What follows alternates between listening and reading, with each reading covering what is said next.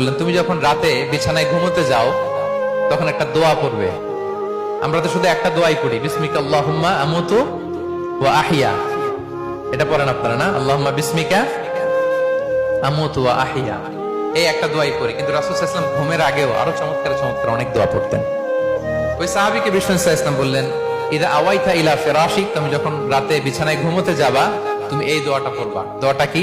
আল্লাহুম্মা ইন্নী আসলামতু ওয়াজহি ইলাইক ওয়া ফাওয়াদতু আমরি ইলাইক ওয়া আলজাতু যাহরি ইলাইক রাগবাতান ওয়া রাহবাতান ইলাইক লা মালজা ওয়া লা মানজা মিনকা ইল্লা ইলাইক আল্লাহুম্মা আমানতু বিকিতাবিকাল্লাযী আনসালতা ওয়া নাবিয়্যিকাল্লাযী আরসালতা।